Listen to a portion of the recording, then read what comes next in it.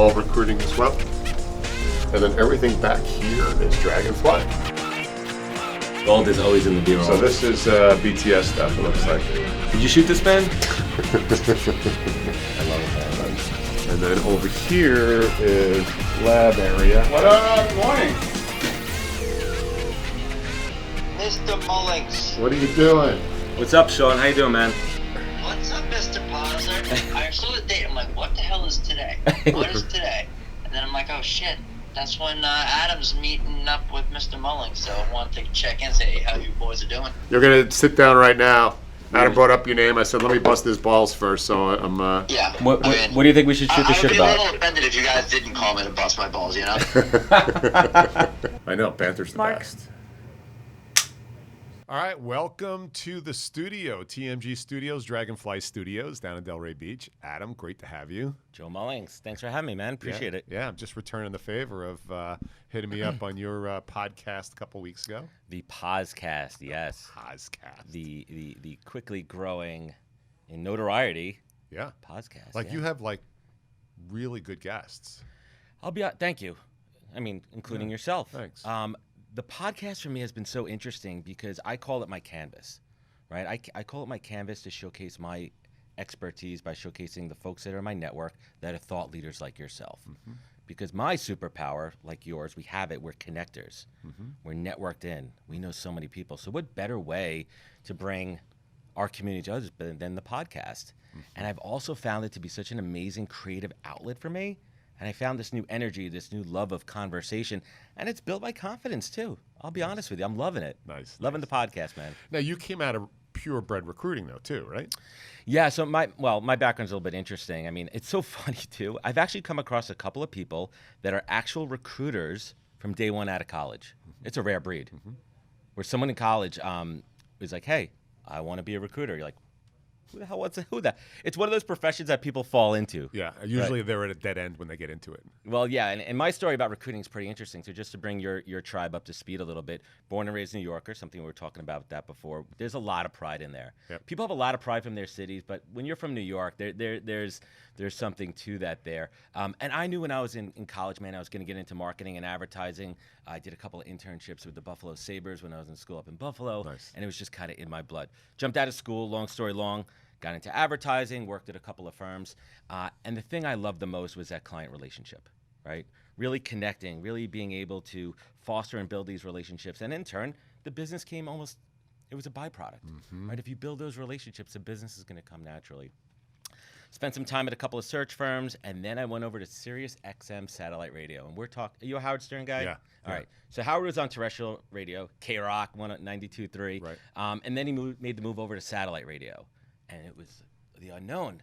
And lo and behold, one day I was like, I need a new job. And I went on the Sirius XM. Well, it was only Sirius back then. It wasn't Sirius XM, Pandora, Spotify, right. SoundCloud. Right.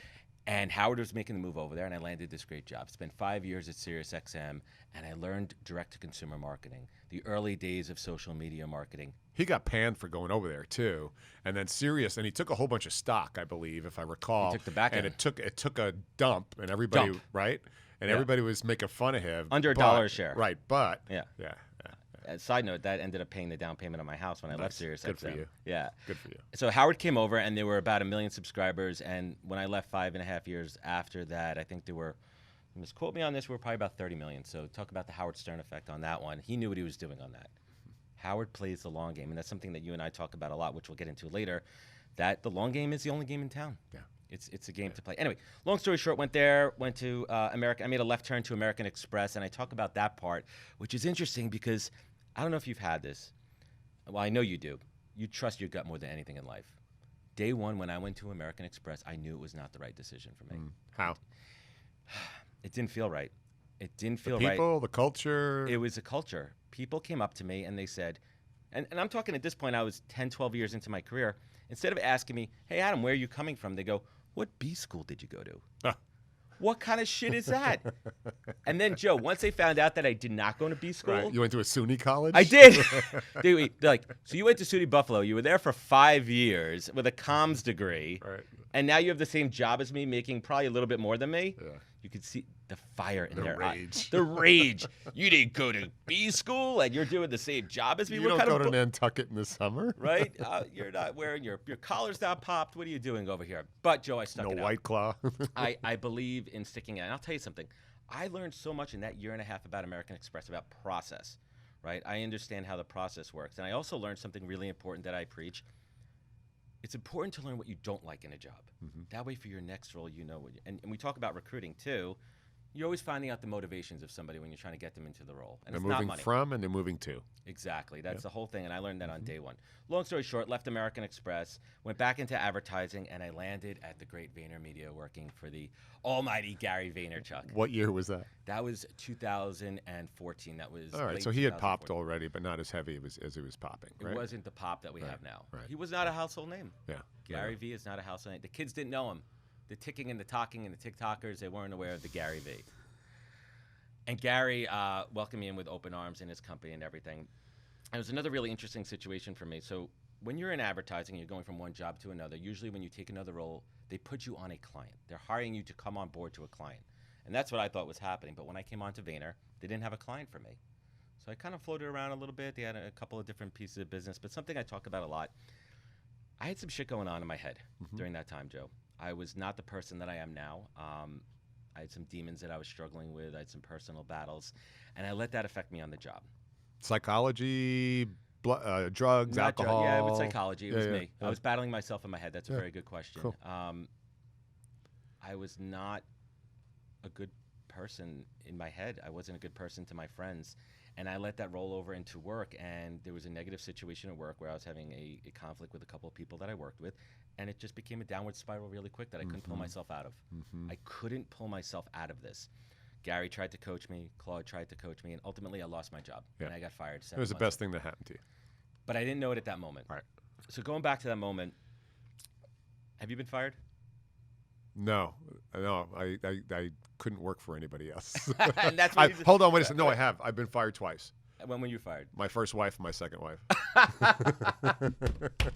Cue the sound effect there. We'll do the drum hit right They there. both bailed on me, so I would call that a really good fire. That was a good firing. Yeah.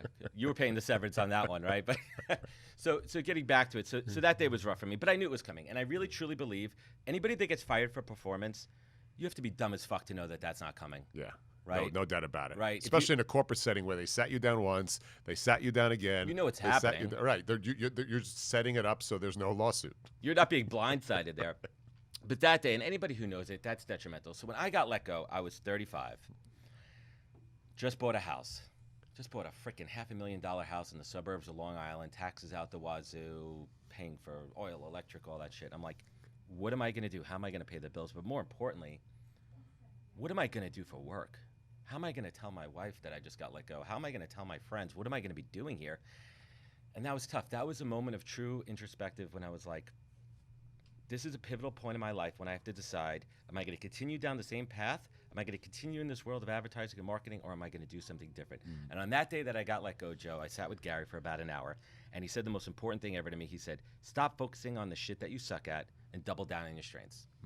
My first instinct was like, dude, this guy's just blowing smoke up my ass to get me the fuck out the door and give me a little pat on the tush tush. You got it, man. Go for it. You're good. Right.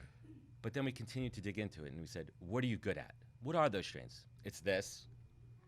And you know what? Like, maybe I wasn't good at Vayner, but I know marketing and social really damn well, and I could do it. And he said to me, he goes, okay, well, you got all these pieces. What are you going to do? And I go, well, I have a buddy that works in healthcare recruiting, and he's doing really well. Before I could finish my sentence, Joe, Gary turns to me and goes, you'd be a fucking great recruiter. And that's that. That's how I pivoted into recruiting. But I didn't just jump into recruiting. I did my due diligence. I've had plenty of jobs before. I've worked with recruiters. I went out and I reached out to every recruiter that I worked with. And I said, could you give me 15, 20 minutes? Can you tell me what it's like to work in recruiting? They told me the ups and downs, the roller coaster, the financial implications. What the hell does a draw mean? What does that look like? Oh, you think you have a $100,000 job, you're just going to get a $20,000 check on that first placement? Let's talk about So you were splits. talking to old school recruiters too. Right. Right. Exactly. Which Beer and means cigarette money on the draw. Fax machines. Yeah, fax machines. Yeah. If you were advanced, no emails. Yeah. I mean, what years was that? So what year did you leave Gary? 14? It was 2015 that I went into recruiting. All right. So you were still in the advanced ages. Yeah, you weren't in the stone ages when I got into recruiting. Literally, we mailed resumes. Yeah. We got resumes mailed in. There was no such thing as email. The fax machine was a luxury that started about 2 years after I started in '89. So yeah. So you entered recruiting. And a little bit more of the tech forward phase. But let me ask you, I love to hear the stories about how old school recruiters would call the switchboards and game the systems. Everyone has crazy stories about, hey, this is Joe from Ma Bell. Yeah, you call after 5 o'clock or you call lunchtime, because back then the switchboard was taught to screen, right? But the switchboard stand-in was either there at 12 to 1 because the switchboard had to go. Oh, the coverage. Right, the coverage. So the coverage, you were probably getting, a double A instead of the pro covering. And then at the end of the day, too, you would call after 5 o'clock. And typically you would just play the escalator game on the, if you knew one extension, you just dial up and down the extension. And you'd call and ask for Susie Smith. I know this is not Susie's line, right? And so, but we started recruiting on the, I think they were called SIC codes. You used to get a book, and on that book, all there would be was a 4-digit SIC code. It would tell you what industry they were in and sort of what they sold, and you would just get the name of the company, the town they were in, and less than or more than 100 employees, and that was it. And you'd call in, and you'd have to ferret your way through to find the VP of engineering, the VP of sales, the VP of marketing. You had to earn it. You had to earn that commission. You had to earn that commission. And back then, the commission, and of course, salaries were lower, fees were lower, all that kind of stuff. World. But it's not a better or worse world, right? Different world now. But you think that technology today has made it easy for recruiters that made this game, A, a lower barrier to entry, and B, made recruiters lazier? So I think the tech... I think the tech has changed the game. So here's what's interesting. I see old school recruiters who grew up on the same diet that I did, struggling in this new age of easier recruiting, because they're not going to let go of the past. And then I see new school recruiters who are so, I would call them, they don't really dig into their craft. What they're doing is taking advantage of tech. And if they would just take a step or two below to understand the habits of what the tech enables, they could figure out other ways to skin the cat in recruiting. I couldn't agree more. So when I came in, I was taught by, and I'm going to give him a shout out because this guy's a man. His name is Tom Hull. He's an old school recruiter. He runs it. And he taught me on day one the art and the science, breaking down the art and the science of recruiting. The science is the tech. Right, understanding how to use that to your advantage. The art comes down to that key word is motivation. Why does somebody want to go to another job? What do they don't like about their current job? So what are some of those questions? I know we talked about it on my show, but like what are some of those questions, those leading questions that you ask candidates to really understand why they're looking to make a move? Yeah, so I've got to put it in context too. We're talking very high level too. So I've put it in context, right? So whenever I call anybody or my firm calls anybody, because we dominate that space for 30 years and our branding is so strong, that when we call, I would say 20% of our book is outbound, 80% of it's inbound. So most of the candidates are calling into us. When we do reach out to them on email, text, we're just like, hey, it's Maria or it's Danielle or it's Wes, and got an opportunity. Are you interested? And it's very binary. It's either yes or no, or tell me a little bit more. And to me, that's a yes. Yeah. Right. So I'm with, don't sell the unsellable. I'm not the recruiter who's going to get on there and try and influence you, because I might get you for 15 minutes, but the rest of your world has you for the 23 hours and 45 minutes. And eventually I'm going to get a false yes from you, and I'm wasting everybody's time. Exactly. So I want to understand, to your point, your question, I want to understand what your motivation is, because that gives me the likelihood of me getting a truer yes or a truer no out of you. I've never been the recruiter who tries to talk you into something. You shouldn't have to. Right? What I look for is, what's your answer? And then I want to dig down on it and make sure yes means yes and no means no. Yeah, I love it, man. Yeah. So truer yeses and truer nos is what we look for when we're asking questions and digging in on people. And I think that comes down to training too, right? When you're bringing on new recruiters, and also bringing on old recruiters, that you got to break bad habits. That we've learned not to. I oftentimes find that it's harder to unlearn things than to learn things. And in our interview process, that's what we determine. So starting, hopefully, one of them for sure, starting next week, we've got an individual who had been working in Japan for the last 8 years as a recruiter, has come back to the States. He's going to be working for us. So it's adding a nice sort of breadth to our business on the international, speaks Japanese, all that, which is cool. And I've got another individual that's in finals right now, 8 years in recruiting. He's a Long Island boy. I'm pretty pumped about that. And he's super solid. And, through the interview process, it was more of how much do I have to unlearn what you've done in that other firm versus how we do it here? Right. And then what's your ability to do that? Because we've walked away from a couple old school recruiters that probably would have suffered here, but in another firm, they would have been just fine. Right, and it's a learning curve too. What about coming in your world here, coming into the medtech world? How? Not a problem. So we've got 20 recruiters here. None of them have medtech experience. It's the easiest thing to teach because we have a very, I wouldn't call it proprietary way to teach it, but we have a tried and true way to teach the methodology. It requires a village. Typically, when you start off here, you have anywhere from 3 to 5 people interested in everybody's interested in your success, but intimately interested. And then you have a Sherpa. I think we talked about that on your show. And so we take you through, and you're always the third wheel on the search. So you're learning at no cost to your success, nor the client who's giving us the work. Exactly. And so you're getting an apprenticeship your first 6, 7, 8 months. We're super patient. We talked about playing the long ball early. Yeah, that's a big one in Long recruiting. Long ball. And I think that's a big one in recruiting too, because a lot of people come into firms and they're literally on the clock on day one, and I think that's why so many fail, especially a lot of the big shops, right? Without naming names here, it's churn and burn. Mm-hmm. But when you invest into people, you're betting on the jockey. Well, yeah, you're betting on the jockey 100% and making sure you vet the jockey out in the interview process. And then when you come to our firm, you're given a base salary your first year. Nobody does that. Yeah.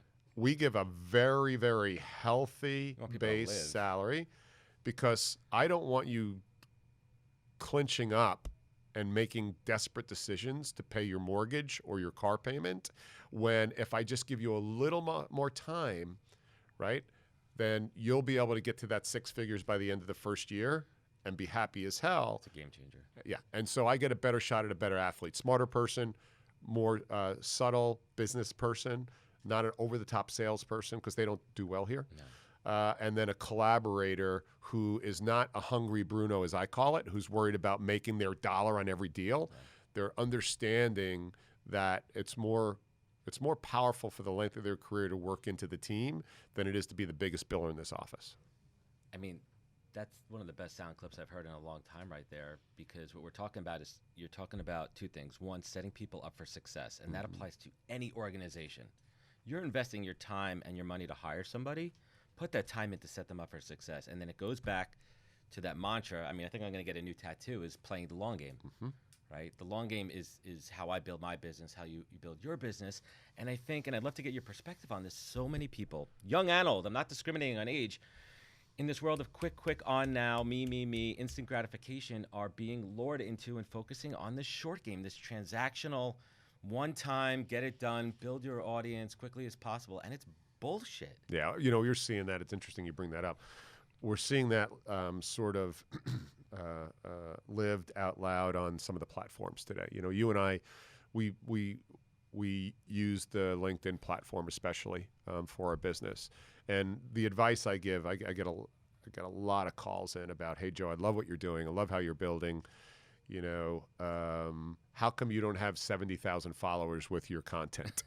And so, because I don't gauge my success on my content, I gauge my success on the number of placements I make for my clients and the number of individuals whose lives I impacted, right? You mean real business? Yeah, real business, right? And again, no judgment on the people who live their lives on pods and the people who were charging the poor individuals to be part of their influencer group in order to drive up their numbers. So those are vanity metrics, and certainly they're not useful in the way that I do business. Nor I think in the way that business is shaped on LinkedIn for the long haul. Because to me, if you're buying content, if you're buying followers, and that's really what you are in those pods and those influencer paying for it one markets, way or another. You are paying for it, but there's no substance there, right? The way I tell on substance is, let me see the body of work. If I see another posting about hiring the person who didn't have the right resume and they're the best hire of my life, or if I see another Hired person, the homeless guy off the street and now he's the CFO. he's a CFO, right? Or the person, or the person who is for the fifth time reinventing themselves as a life coach at 25 years old. Again, cool as hell, but I'm not sure that that's what the platform was intended to be used for. Let me ask you this question. Is it just a migration of social media platforms? If we look at, going MySpace, Facebook, Instagram, Snapchat, Twitter, LinkedIn, is it just the attention seekers migrating from one platform to another to find the eyeballs, and that's what we're seeing there? I mean, is that what's happening? Is this just evolution of social media? Not to get too deep, but yeah, I'd like to get your I think it's interesting. It's a good question. I think it's what are your goals on the platform, right? So some people's goals are just attention and awareness, and maybe they're going to try and figure out how to monetize that downrange, which is cool, right? I'm all for building a great reputation online, i.e. a brand, because maybe your business model is, I don't have any money right now, so I can't build my business, but what I can build is my brand online, and then after I get 30, 40, 50,000 followers, maybe my business plan is to figure out how to monetize that. Right. That's hard to do on LinkedIn because LinkedIn stands guard at, I would call it the vanity metrics, and you trying to become an influencer without offering really valuable content. I see a lot of people trying to game the system one way or another and literally farming followers. They're basically, whoring themselves out there to get as many eyeballs on their platform and take that number as a sign of authority. Mm-hmm. And I tell people, unfortunately, LinkedIn and TED Talks reward that.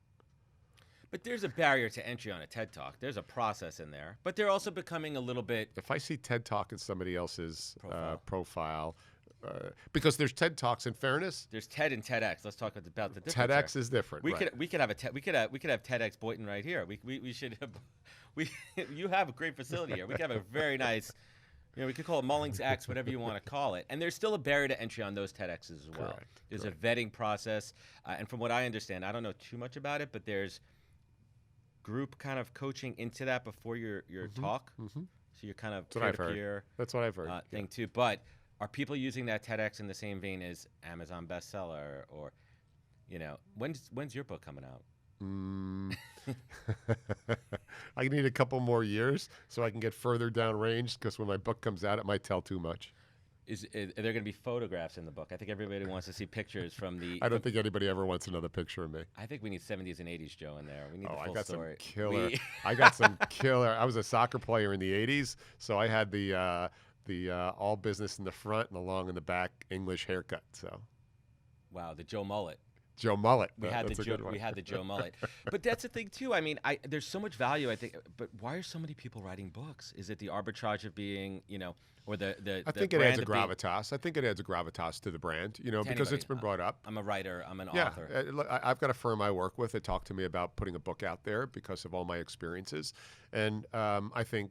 When I'm ready, I will. Yeah. But I look. First of all, I applaud anybody who writes a book. It's effort. It's a lot of discipline. It's a lot of effort. Interpretively, it's good or bad. It matters, right? There's some great books out there that I could never stomach reading, and there's some poor books out there that I love that other people don't like, right? So, but yeah, I think putting a book and putting a TEDx talk and all that stuff is great. But, going back to influencers, and my biggest fear on LinkedIn is, and again, I'm not sure there's a LinkedIn police. It's sort of like self-police. Yeah, it's sort of like I'll know porn when I see it. I can't tell you what it is, but I'll know it when I see it. And it's the same thing with bad behavior on LinkedIn. I don't know. I can't give you the list of what it is, but when I see it, I know it. And what I don't like is people trying to game the platform without paying back to the platform. And I think that's what I would say. If you're gaming the platform without giving back to it on LinkedIn, you're cheating the entire population. Right. And I'm okay with gaming Instagram. I'm okay with gaming, it's even hard to game Twitter, but I'm okay with gaming Insta and Facebook because people on there know they're living in a make-believe world. But to me, if you're gaming LinkedIn without paying back to the community value, meaning education, infotainment, but if it's all about me, that's where I have an issue. And that's where those pods come in. Exactly. And that's where those influencers, I've heard there's a couple of people even down here in South Florida who are charging people to become part of their pod to gain influencers and charging admission to it. Am I correct? I heard that recently. You know, it is correct, and I've seen this, and there are companies out there that charge for pods, and at first it kind of blew my mind. And then I kind of had this other thought, too, as a capitalist businessman myself. I go, if they're not doing anything illegal, which they're not, and people are stupid enough to pay for it, then who gives a shit? Good on them. I don't agree with it. It's not ethical in my terms, but there's nothing illegal about it, and LinkedIn's not doing anything to stop it. Now, we talked about this before offline, is what does that affect on our business as recruiters? And people say to me, Adam, why do you give a shit about these engagement pods? Why do you care about these people gaming the system? My clients and candidates live on LinkedIn to see good content and good value. And if they're being pushed off the platform by this pod, as you said, zero added value, me, fake stories, fake build my networks, they're going to go off the platform, and it's going to make it harder for me to contact them and get my content in front of them. It's simple as that. But I just think we have to do it. You know, I think Gary talks about this is, unfortunately, it seems the angry voices get the most coverage. And I think that the people who are putting out less than valuable content that is more self-serving versus adding value to the platform, I think there will be a Darwinian approach to that. I think eventually we will be able to, they will pass in time. But again, you know, the house of cards will fall, Joe. Based on metrics, they're getting a lot of attention right now, so it'll be interesting to see where that rolls. And it's interesting too, because they are monetizing that attention into public speaking, paid public speaking. Their podcasts, which are driving activity, and some of them have podcasts, some of them do not. But again, that's their business model, so I have to applaud them for executing on their business model. Right, they are executing on it. Whether I or you agree if it's the right thing or the right approach, some of them are. But it's also setting, in my opinion, a bad example of newbies coming onto the platform, that this is the only way, because they have such followers, their content rises to the top, and it's bad behavior. Yeah, but we're in that voyeuristic culture right now, so you know it's fun to watch, and you know you listen. It's the long game, like you said. You know, a year ago I was at 10,000, now I'm at 26,000. It's a nice, slow, steady build, right? It's not the get rich quick scheme. Nothing. It rarely works out that way. Let's jump into something. I want to bring it home on recruiting. So. You got into recruiting, and now you've built your firm in a very interesting way as well. Yeah, absolutely. So just to backtrack, so I spent 2.5 years learning the ropes of. I worked at a full desk. So just to kind of bring anyone up to speed here, I did biz dev and I did recruiting on day one, which was incredible because I had all those relationships in New York, nationwide, in advertising and marketing, where I was able to literally call friends and say, "Hey, it's me, Adam. This is what I'm doing now." I call those warm calls. I think I literally, Joe, a handful of cold calls in my life. Can I do a cold call? Sure. I learned how to be a cold caller. Do I like it? No. There's not many people that really enjoy cold calling. So learned how to be a recruiter. And then 2.5 years in, which was basically about 2.5 years ago, I was working at a search firm, and the chemistry wasn't there, right? The people chemistry wasn't there. And I came home and I was talking to my wife one night, and she goes, "Why can't you do this for yourself?" Like that. Next day, launched my own firm. And I started contingency, straight contingency. And I learned that clients valued me almost more than the candidates I was delivering, right? The candidates I was placing. So I kind of switched the model to be a lot more focused on adding value aside from just placements into consulting, right? Advisory, process, interviews, right? How do we get into an organization and really build that talent? So a real consultant. Process? Right. Just a real consultant, not a transactional recruiter. Exactly. Yeah. And that's where the business is moving very quickly. And I love it. So right now my model, I still do contingency, but it's guaranteed. It's exclusive, retained recruiting on that. But the real model right now, I'm working with a fantastic company called Loeb NYC. Michael Loeb, I don't know if you know him. It's a startup consortium. It's a venture collective, and it's incredible. It's a shared resource model. They have 32 companies underneath them, but they had no process for talent acquisition. And it took me 2.5 years of relationship building with Michael, his daughter Katie, the team there, to gain their trust, show them my area of expertise through case studies of other clients that I work with, where they said, Adam, come on board and build our talent acquisition process. They had nothing, no tracking, no infrastructure, and we built it. And it's incredible to see in just 6 weeks since I've been there, getting people on board. When a company understands the ROI of proper recruiting and talent acquisition, it's the lifeblood. Let's just give a quick example. Someone leaves an organization and you have no process in there, and it's taking 6 weeks, 8 weeks, 10 weeks to fill that role. What's happening to the people that still work there? They're working double, triple, and they want to leave. There's your ROI. There it is. Yeah, it's true. It's not rocket science. It's true. But the recruiting world's changing quite a bit. I don't think the other part's going away, but the growth is going to occur in those organizations that add substantial value and add more than just putting a butt in a seat. I don't think the industry will go away, but I do think that the swim lanes will broaden on those who offer a lot more value and service. So. Yeah, and I think any good recruiter, whether you work in contingency or not, you got to add more tools to your tool belt, right? You need to understand interview techniques. You need to understand ATS systems, databases, process. I think if you could come into an organization and really be that middleman between hiring managers and recruiters and the executive team to help decisions get made, the value is incredible. Yeah. There's not many Swiss Army knives in recruiting. No. And that's how I found my niche, Joe. Yeah. I did. That's It awesome. took me a couple years, but I found it, and now I'm doing it. That's awesome. I love That's it. awesome. Well, thanks for coming in. I appreciate it. Awesome. Before we head out, you want to shout? We had Sean Harvey on. Sean, Sean's awesome, man. So Sean and Herb Dog. and who is the other? He always goes back and forth with. He's a recruiter on Long Island. He does finance. He's funny as shit. God dang. Long Island breeds some good recruiters. Bro. Yeah. Oh God. Adam Karpiak. He's I think he's a Jersey. Is he I Jersey? think he's a Jersey boy. Adam. So Sean and Adam. Adam's great. If you watch those guys, they're hilarious online. So just shout out to some Northeast Why are recruiters there recruiters as well. so funny? We have to be because we live in a world of rejection, right? So most great comedians live in a world of rejection. So they've got to start telling them stories. Well, I use a baseball analogy too, right? Like if you're a 300 hitter in baseball, you're Hall of Fame. That means you're only executing 30% of the time. What other business could you fail 70% of the time and still be a celebrated. world-class Yeah. recruiter? Yeah, So we have to laugh at those 70% failures. It's the same as our biz. Yeah.